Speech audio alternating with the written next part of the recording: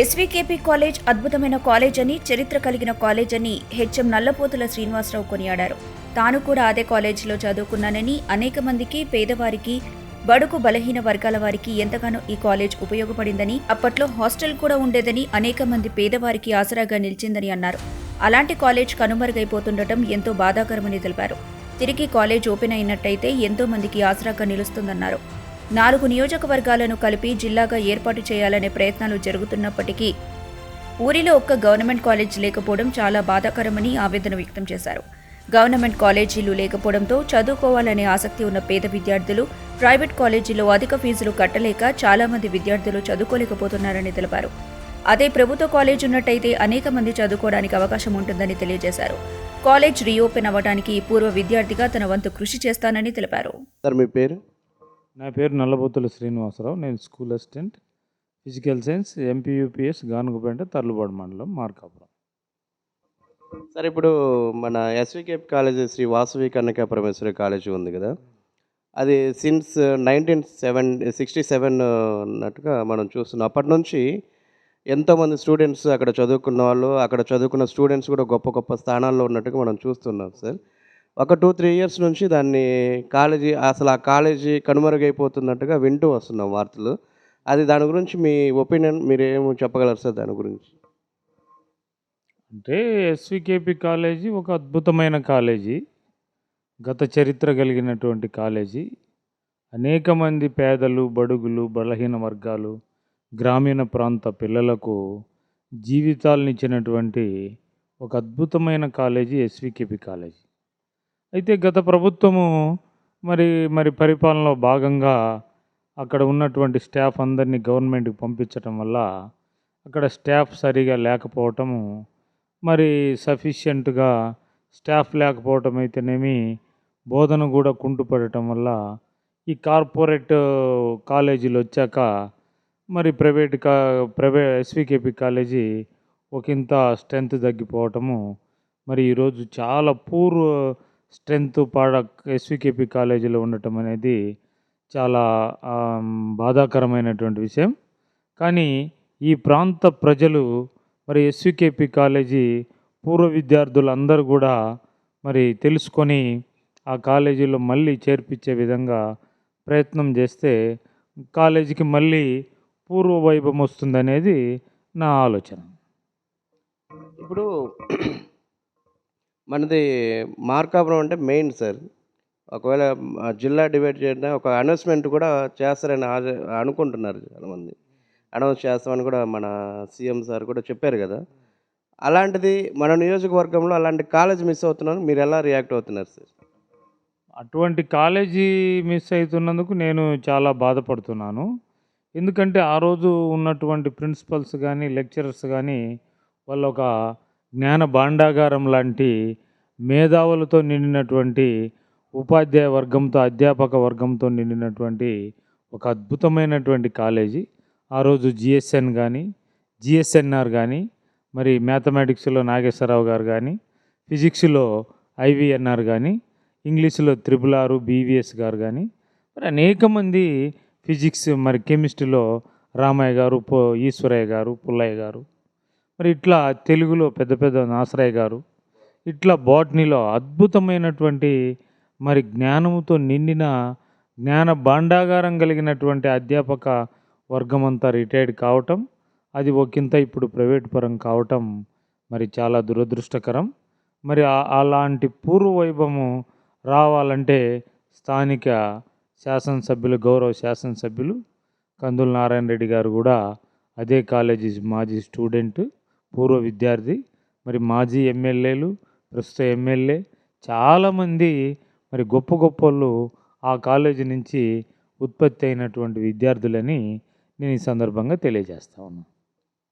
అంటే ఇప్పుడు ఈ ప్రైవేట్ కాకముందు, అంటే ఈ కాలేజీల్లో మామూలుగా గవర్నమెంట్ హ్యాండ్ ఓవర్లో ఉన్నప్పుడు చాలామంది పిల్లలు అక్కడ చదువుకోవడానికి కూడా కొంతమంది పేదలు ఉంటారు.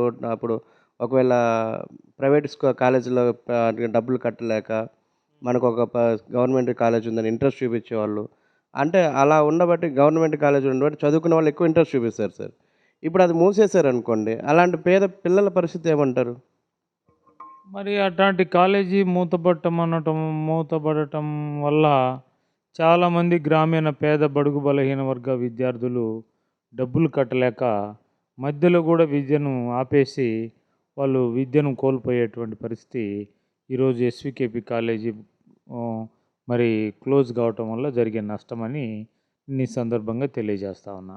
మరి ఆ రోజుల్లో ఎస్వికేపి కాలేజీలో ఒక అద్భుతమైనటువంటి హాస్టల్ ఉండేవి.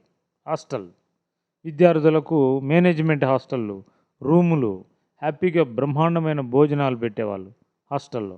విద్యార్థులు మేము మేనేజ్మెంట్ చేసుకొని నెలకొకరు మేనేజ్మెంట్ ఇచ్చి ఆ మేనేజ్మెంటు కావాల్సినవన్నీ బాగా నీట్గా కొనుక్కొని భోజనం చేపించి బాగా ఉండేటువంటి పరిస్థితి.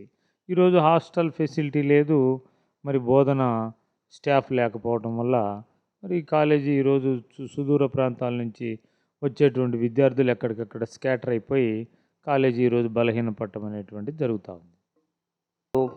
ఈ గవర్నమెంట్ కాలేజెస్ లేకపోవడం వల్ల ప్రైవేట్ కాలేజ్ ఇంకా ఏమన్నా ఫీజులు పెంచుకొని అంటే పేదలకి ఏదన్నా న్యాయం జరుగుద్ది అనుకున్నారా? లేకపోతే అలాంటి వాళ్ళకి కాస్త అన్యాయం ఏమైనా జరిగేదని ఏమన్నా మీరు దాని గురించి ఏమైనా చెప్తారా?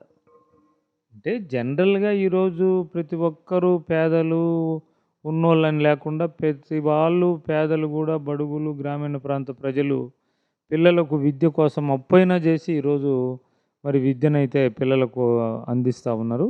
ఎంత డబ్బైనా అప్పు తీసుకొచ్చైనా కట్టి వాళ్ళ పిల్లల్ని బాగా చదివించుకుంటున్నారు. విద్యలో బాగా ఈరోజు మొత్తము ఎక్కడికక్కడ బాగా అవేర్నెస్ వచ్చింది విద్యాపరంగా.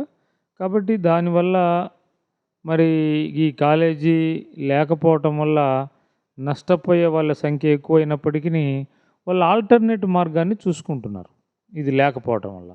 అదే ఇక్కడ ఉంటే అమ్మాయిలు అయితే చుట్టుపక్కల ఏదైనా బస్ పాస్ తీసుకొని లేకపోతే ఏదైనా ఇంకోటి మోటార్ సైకిల్ స్కూటర్ కొనుక్కొని ఇట్లా తక్కువ వ్యయంతో వాళ్ళు డిగ్రీలు పూర్తి చేయడానికి ఇక్కడ ఉంటే అవకాశం ఉంటుందని నేను ఈ సందర్భంగా తెలియజేస్తా ఉన్నాను.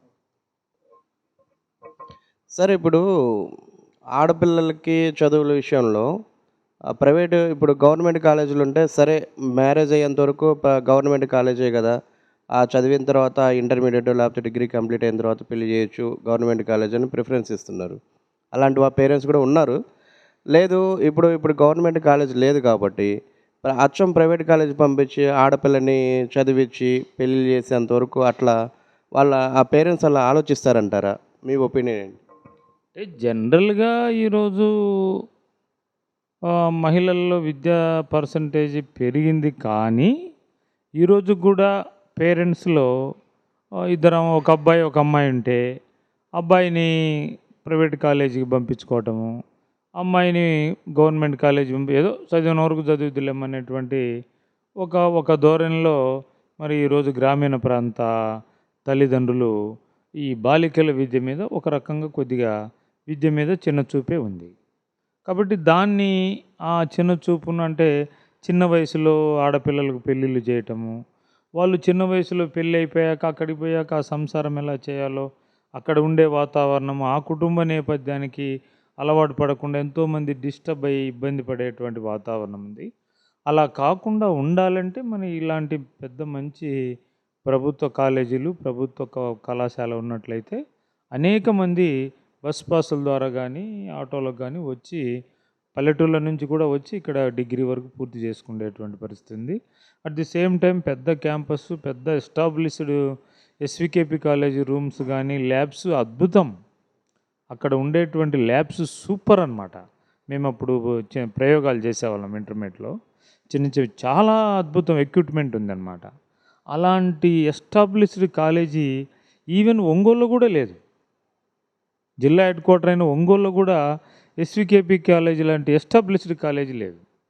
అది ఈ చుట్టుపక్కల ఈ డివిజన్ దాదాపు 15-20 మండలాలకు దీన్ని పీజీ సెంటర్కి కూడా మారిస్తే పీజీ దాకా కూడా అనేక మంది అబ్బాయిలు అమ్మాయిలు పీజీ కూడా పూర్తి చేసేటువంటి అవకాశం ఉంటుందని నేను తెలియజేస్తా ఉన్నాను.